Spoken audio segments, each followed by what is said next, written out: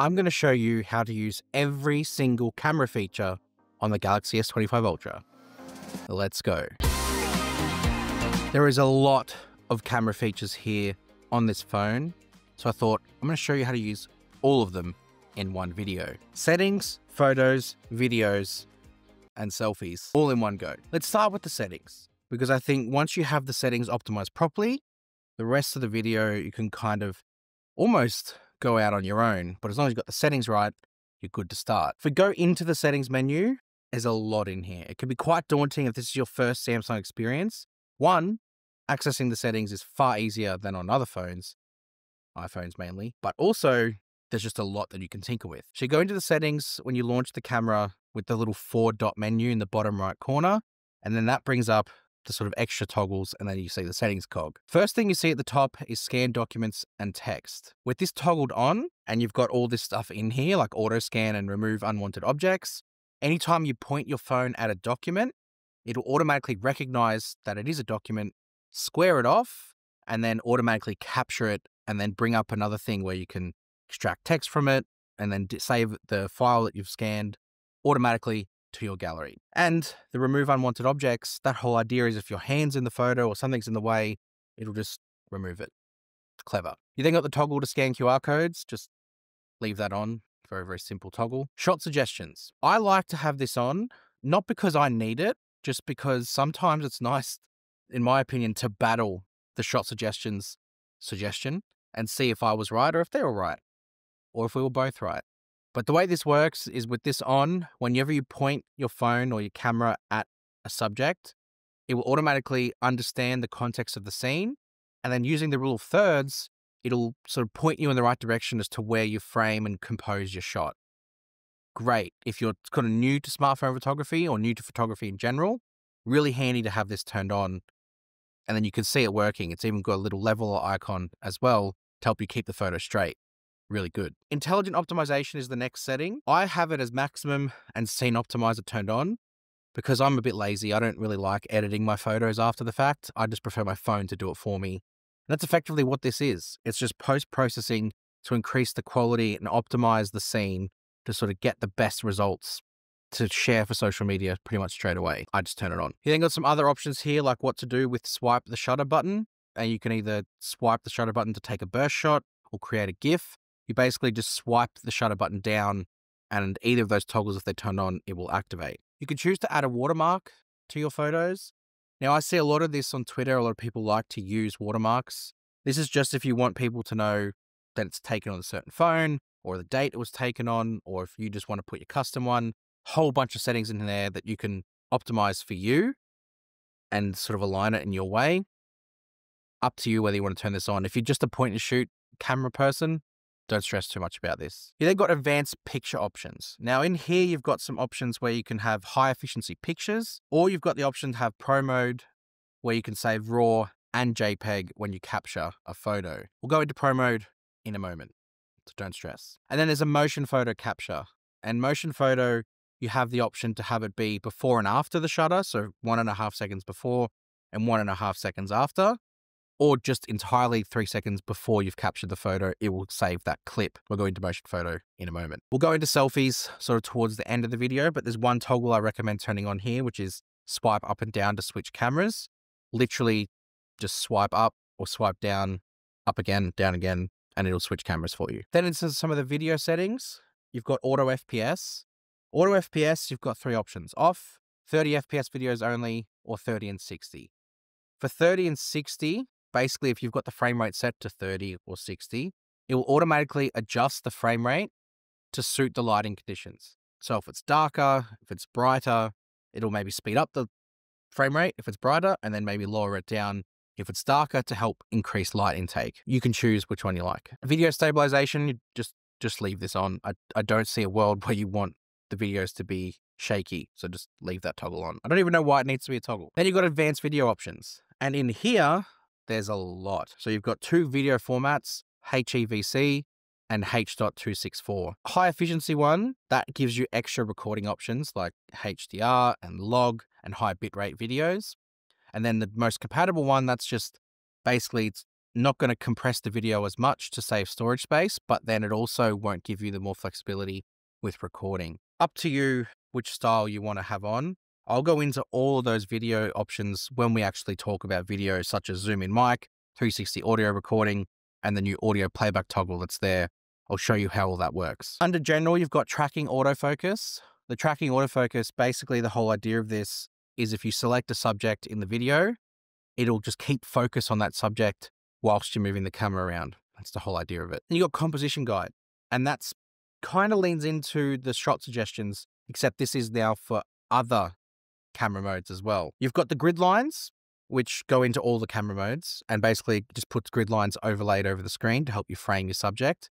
And then there's the level, and that level, that spreads itself across into all of the other modes and allows you to keep your videos level. It's very beneficial to have that on, again, to keep your photos straight if you're new to this whole thing. Other settings like location tags, not bothered by that. Shooting methods.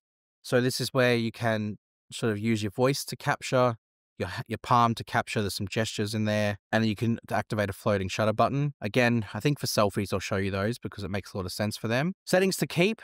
If you're someone who likes to tinker with your settings and want it to stay that certain way, like whether you want to start it in the previously used camera mode, whether you want to keep the selfie angle that you've had, like if it's a wider selfie angle, whether you want to keep it at high resolution all the time, all of that is here.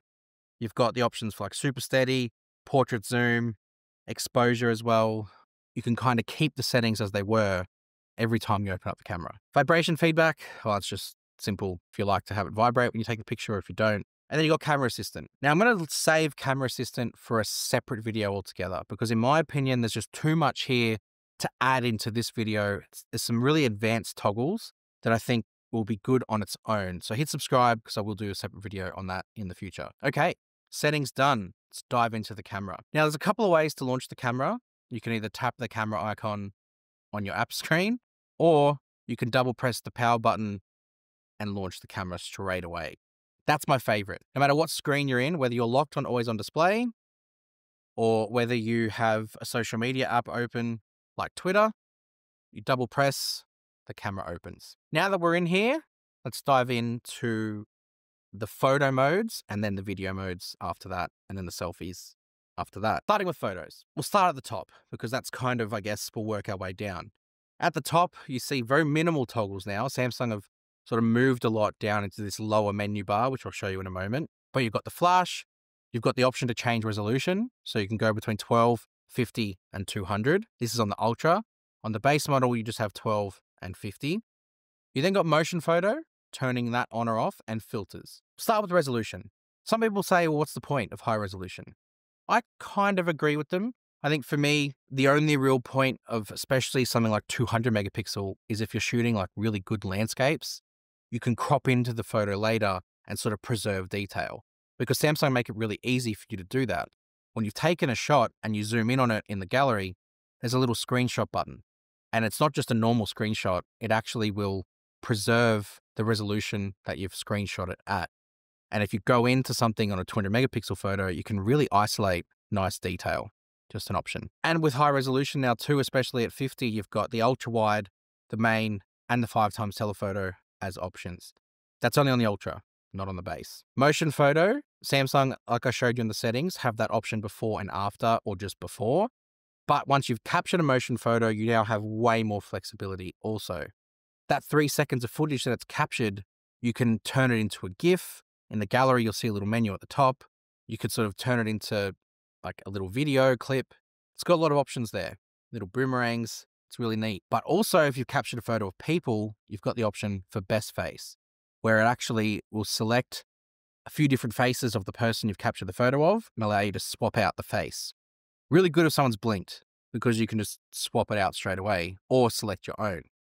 And it works with multiple people as well. Then there's filters. I didn't cover the filters last year because, well, it was kind of pointless. But now the filters are kind of good. Not like you could always pre-apply them, but now you can sort of create your own filter, and it uses AI to sort of better create it. You can load in a photo with the color texture scheme that you like, and then it will pre-apply that as a filter that you can use before you take your shot. So you can even see what it's going to look like before you hit capture. But of course, There's a whole bunch of others, and you can customize all the other ones that it's got too, which is nice. Now let's head down into the menu bar, or actually the zoom first. You can see the zoom there. You've got ultra wide, 1x, 2x, 3x, 5x, 10x. And then if you sort of start to zoom in, you've got 30 and 100 to sort of pop up as an option as well. The thing with 30 and 100 is they're there, and the 30 on the S25 and the 100 on the S25 Ultra. What are you using it for, really?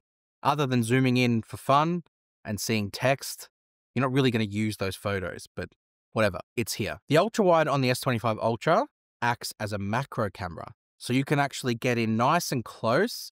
And as I said before, you could also got the 50 megapixel option and capture a macro shot. But because the S25 Ultra has this laser autofocus module, when you're using the 1x camera, it can actually perceive depth, and then it'll actually activate ultra wide when you're in the 1x camera already. So you don't need to switch to the ultra wide. There's a little toggle that pops up that will automatically do it for you. But if you like to manually do it, the ultra wide camera is there and you can get in nice and close. As I said before about the zoom, when you get into that zoom length, you've got this little zoom window, which helps you stabilize and see the bigger picture as well. That can be really helpful. Then you've got the menu. When you click on the menu, there's a whole bunch of extra things in here. Not only do you get the flash, you've got the timer that's now in here, you've got the aspect ratio, although never shoot with anything other than 3x4 because the other aspect ratios, they crop the camera. They're not getting you more in the shot. It just crops the camera. The resolution, as we spoke about, the motion photo toggle, also here. Seems like I've added a new thing in with One UI 7, this little exposure slider, where it's not just tapping on the screen to adjust the exposure and lock the area. This will change the exposure of the whole photo, which if you're someone who like a nighttime shot, can be really, really handy. You just select left or right and it'll adjust higher or lower. The filters are there as well. And then you've got the face beautifying stuff, which I'm not even going to go into because I think it's a waste of time. And that's the photo stuff. Samsung have packed a lot in here. I think it's nice that in photo mode, you get a lot that you can add, but there's so many more camera modes that we can dive into. And let's start with portrait, which is the next one. That's what by default is there. I'll show you how to bring stuff out from the More tab in a moment. The portrait mode gives you a lot. Samsung have the option to allow you to adjust what your portrait shots look like before you take the shot. So not only do you have the flexibility of cameras, but you've got the flexibility of backgrounds. So just looking through the list, you've got blur, you've got studio, you've got high key mono, you've got low key mono, backdrop, and color point. And all of them will do something different to your photo, and you can adjust the strength of all the effects of those live before you take the shot. But for me, it's not just about the fact you can take them live and see the effects. It's the fact that you can go in afterwards and adjust. Because it's like a processing that adds on, there's processing that can change it. So when you go into the gallery, you swipe up on the photo, you'll see the option to change the background. And when you go into there, you can, again, select all of the ones that you've chosen before and change them out.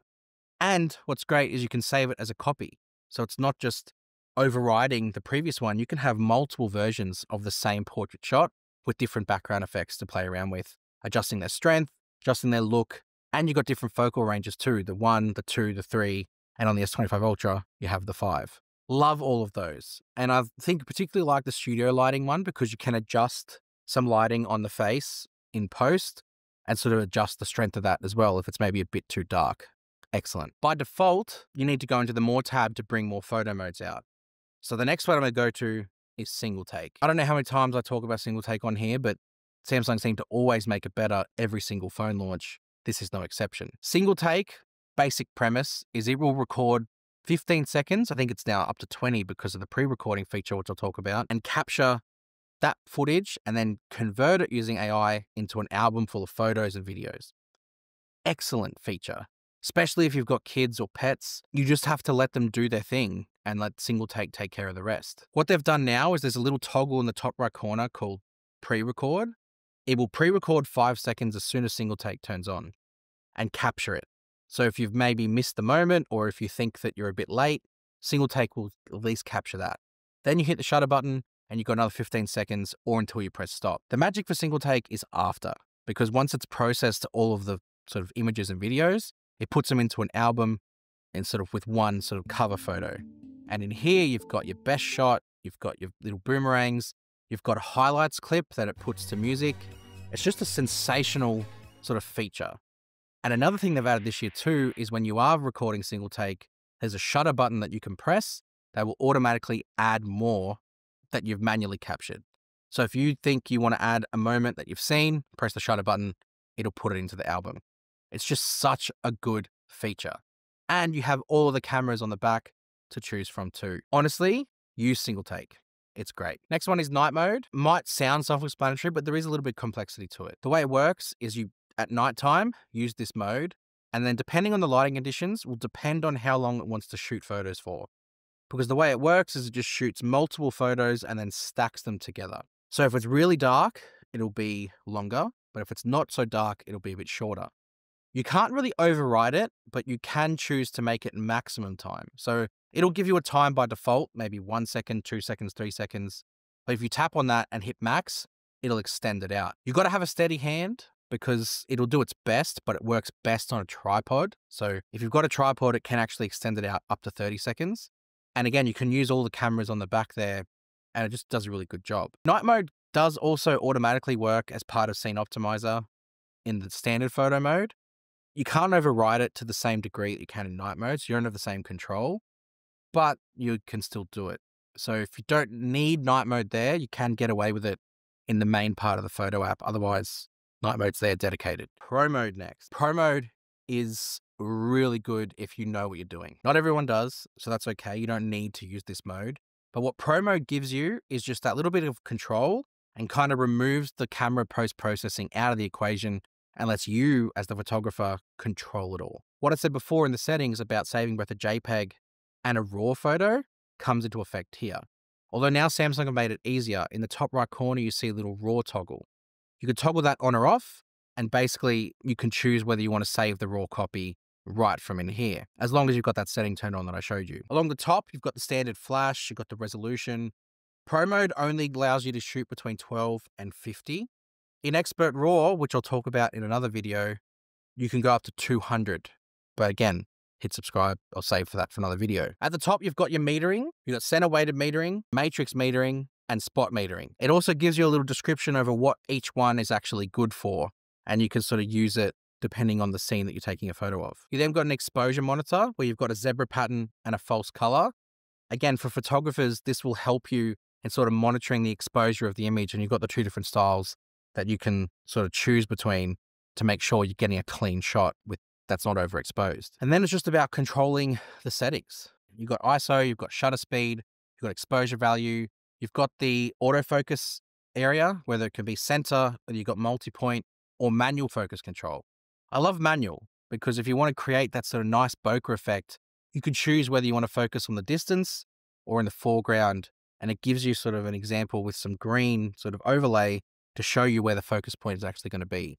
Really nice. And then you've also got white balance, and you've got the cameras, ultra wide, wide, 3x telephoto, 5x telephoto on the ultra to choose from. And then it saves both a JPEG and a RAW copy, and the RAW copy is uncompressed, so you can go in and sort of malleable it to your liking. There's two more photo modes. You've got food mode and panorama. Food mode, it hasn't really changed for a while. You've got cameras to choose from. You've got a center area, which is called the focus area that you can drag or adjust. And then you've got the option to turn the blur effect at the top right corner on or off. It's a very, very simple mode. And literally the whole idea of it is just to make food pop. You've got some extra options in the toggles. You've got the exposure values that I showed you before from standard photo mode. And you've got the color temperature toggle that allows you to make the warmth or sort of cooler effect on the photo. Then there's panorama. Panorama has been here for ages. And you've got the ultra wide or the 1x camera. And there's a couple of different ways you can use panorama. You can either scan it sort of this way, or you can actually scan it upward. And doing it that way will give you a taller shot, and this way, obviously, a wider shot. There's no real settings to this. It's simply you start and then move it across. And there's a little guide to help you keep it in check. And that's it. That's your panorama. While I was out here grabbing the panorama shots, I noticed in the gallery, you can actually view the panorama and sort of move your phone around and it shows it to you. Pretty neat. Now it's video time. And the video for the S25 series in general has really gone up a level. Last year with the S24 series, it took a massive step forward. But there's a couple of extra things now that really hone that point home. Again, we'll go to video, and providing you've got all the settings turned on that I showed you before, it'll look like this. Along the top, you've got the flash. Again, works with the ultra wide now. Awesome. You've got this little running icon with a line through it. This is called Super Steady. When you turn Super Steady on, you get sort of a different interface with the camera. It looks basically the same as extra toggles and different things you can do. You've got the option to choose the ultra wide, the 1x and the 2x. The whole premise of Super Steady is that it effectively crops in heavily from the main camera or the camera that you've selected, and then works with some algorithms to keep it sort of level and stable. You've got resolution options. You've got up to Quad HD 60 frames per second. I guess it's fluid enough, but I would have liked to see 4K here. I think because of the way the processing kind of reduces a little bit with Super Steady. Anyway, it's here, and for the right environment, like following children around, it can be really fun and give you better footage. You can use HDR. There's a HDR toggle here that you can turn on, which will sort of boost the dynamic range a little bit more. You can't use log, which I'll talk about in a moment. After the Super Steady toggle, you've got all of the resolutions. So you can go all the way up to 8K 30 on 3 cameras, the ultra wide, the 1X and the 5X here on the S25 Ultra, and just the 1X on the Galaxy S25. And it's really good 8K footage. A lot of people say, oh, why do I need 8K? I get it. For me, it's just about maybe future-proofing your footage. I know 4K is pretty good already, but as if we're not going to 8K and bigger screens in the future. The other part too is you can edit. Like with high-resolution photos, you can crop into part of the video and preserve it. And when you take a screenshot of the video in the same way you do with photos, that's a 33 megapixel shot. So nice detail there too. But for me, my optimum video setting is 4K 30 because it just gives you the best of everything. So the first toggle there is HDR. Basically HDR, the sort of way it works is it will just sort of boost the dynamic range a little bit, giving you a bit of a brighter video. The thing with it now is it's not really going to be optimized for every screen that you sort of show it on. So whether that be on the monitor behind me, televisions, other people's phone screens, it's not going to work the best. So you're better off, I think, leaving this off and shooting in log. I think log will give you probably the better option to post-process later. So let's talk about log. The way log works is it's a flat video profile. It removes all of the color and gives you sort of a really grayed out image. Not everyone will like it, or in fact, no one should like this. But the whole point of log is afterwards, because it's removed all of that color, but preserved more data, more dynamic range, when you color correct it later, you get better results. And you can control it a bit more to your liking. Whether it be color grading on the phone, because Samsung have inbuilt a color correction option in the gallery, just swipe up on the log video and hit color correct, and it'll apply it. Or whether you want to use something like a laptop with Premiere Pro and apply your own LUT, you've got that option. It's what creators have been asking for on Samsung phones for a while. iPhones have had it, and they've got ProRes as well. I don't necessarily think we need ProRes here. Smartphone cameras really is about a point and shoot and reducing friction. So I think having log as an option there gives you that flexibility. Then you got all the zoom range. Samsung have added something called a smooth zoom slider for video. So you can toggle that on when you start to sort of zoom through the video. Once you've hit record, there's a little sort of zoom icon or magnifying glass. You press that and then you've got a smooth zoom slider. Really great if you're wanting to gently control the zoom in on something, almost like a real cinematic look. That can be really good to have. In the 4-dot menu down the bottom, you've got some extra stuff too. You've got the video aspect ratio. Again, just leave it at 16:9. You've got the options for flash and all the other stuff that's up the top as well. You've got the exposure value, which works exactly the same as it does from the photo mode that I showed you before. And you've got auto framing. Auto framing, again, works in 4K 30. So you've got that option of higher definition when it comes to using this feature. The whole concept of it is that it'll lock on a subject and work to keep them in the frame as you're recording. Love it, especially if I'm in the backyard with the kids, just leaving the phone on a tripod and just letting it follow me around. It's awesome. And you've got the option to choose the 1x, the 2x, or ultra wide cameras. You do need to choose the camera before you hit record though, so just keep that in mind. Next is portrait video mode. Portrait video mode was one that I used to start the YouTube channel. Literally on the S23 Ultra, 4K 30 portrait video mode kickstarted my whole career.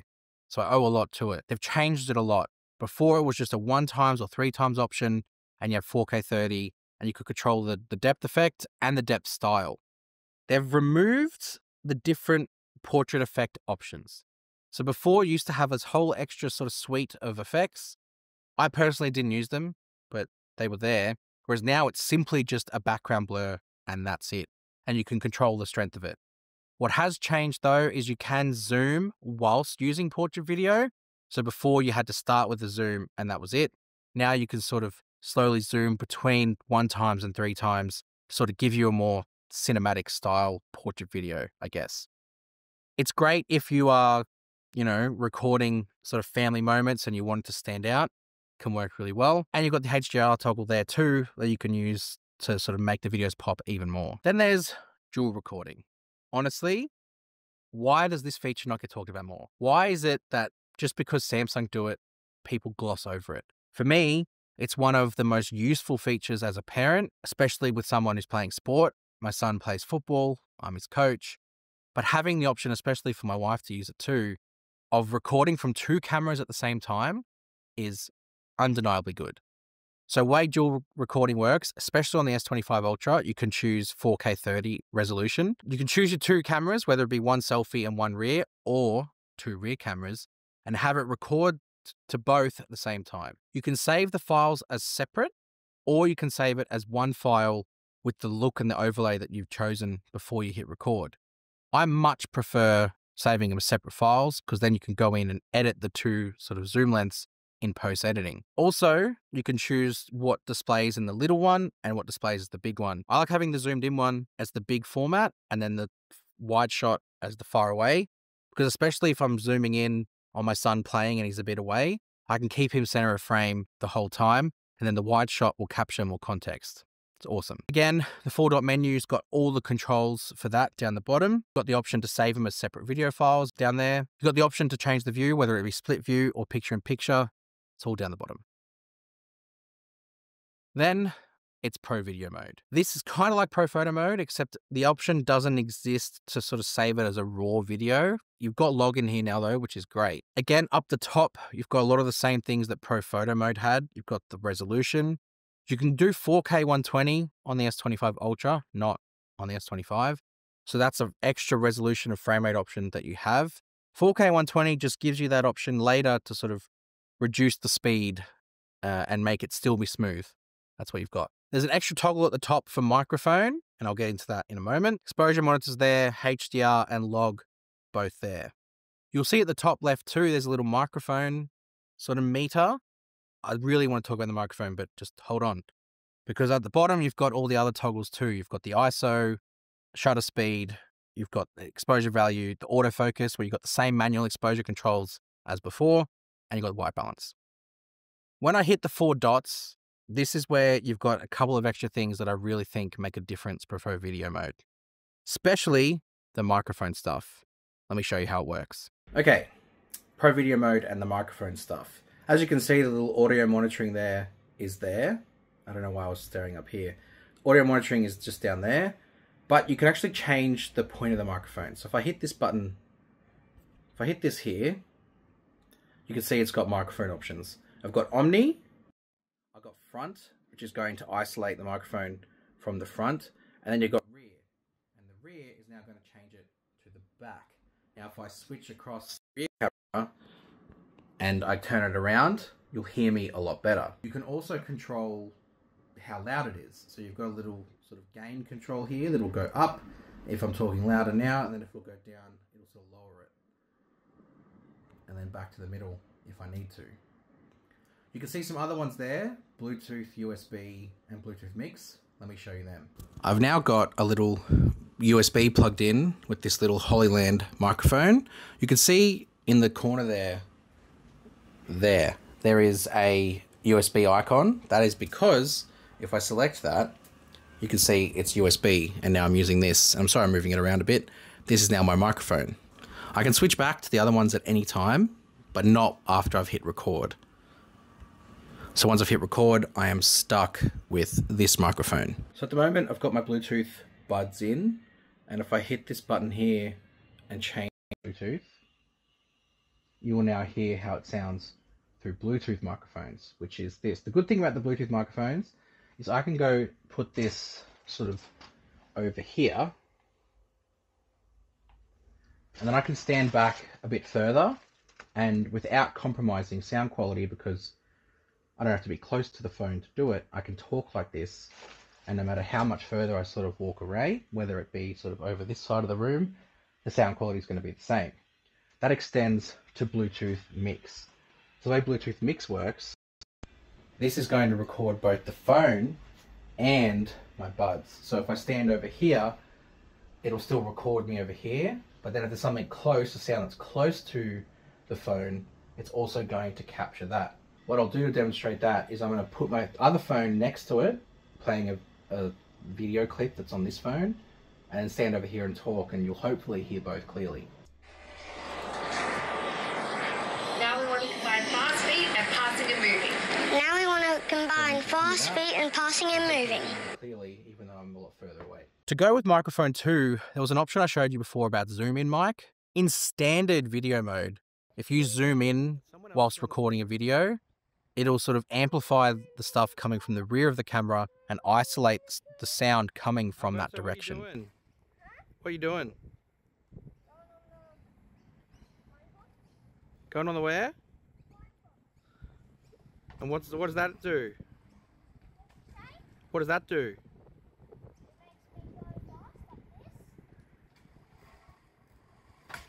And what else? You can go what? I can go backwards on it. And there's also a thing in there for 360 audio recording. This is very specific if you have a pair of Buds 2 Pro or Buds 3 Pro, and you get this better sounding microphone from that. This is now 360 audio recording. So the whole idea of this, again, is trying to be like a surround sound, immersive 360 experience. And again, with the Buds, I can sort of, walk sort of back here and have it be still coming in nice and clear, even though I'm talking at a normal level, but far away from the phone. It's just how it works. And then also you've got the option now when you're recording video for it not to cut music out. There's a toggle there where it just keeps the music playing, or you can have it turn it off.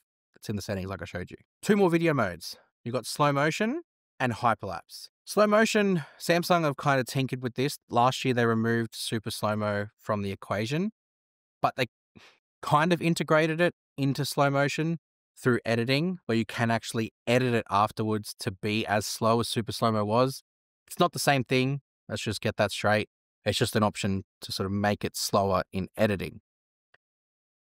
You've got 2 resolution options, Full HD at 240, and you've got 4K at 120. Both of them sort of come with different options when it comes to cameras you can use. And then the real magic for slow-mo happens afterwards in editing, where it automatically will detect a section of the video that needs to be slowed, but then you have control over how slow and how much of it can be slowed. You've got that sort of autonomy and flexibility to do so.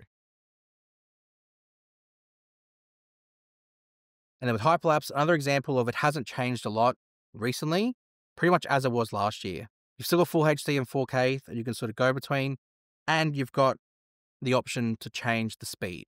There is a toggle at the top for auto. So you've got at the top there, it gives you like the moon and the stars, which is great for low light stuff.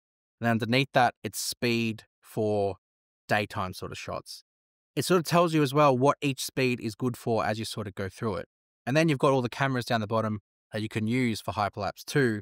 And you can actually switch between them as you're recording, which is fun. And then let's finish off with selfies. So this is the selfie camera and the sort of modes that you have. You can see down the bottom here, there's a lot of different modes that you've got. Basically all the same camera modes that you've had before can work in selfie mode as well. So I'm not going to dive too into them. I'm going to talk about just photos, because what you can see here is you've got the option to make it sort of in or out. That in and out will change the resolution, but there's also an automatic process you can set up to make sure it'll automatically zoom out when it sees that more than one person's in the photo. What I really want to show you is how to capture photos in this mode. You've got voice control. I can say smile, and it'll sort of count down and take a photo. Or I've got gestures where I can hold my palm up and it'll take a photo as well. Really good options. The smile one works, just activate it again, in rear and selfie mode, but I think it's quite handy for this one in particular. So that's your selfies with the Galaxy S25 series. Huge video. This is not something that's easy to put together, especially having to go out in different places and make sure I can capture the right moment to demonstrate the right feature. So make sure you hit subscribe because I really appreciate your appreciation of the work I've tried to put in. If you've got anything out of it, let me know in the comments below. Come back to this video, save the link somewhere. So anytime you need to know how to use something, you can come here. Expert Raw video coming, camera assistant video coming. I'll see you guys in the next one.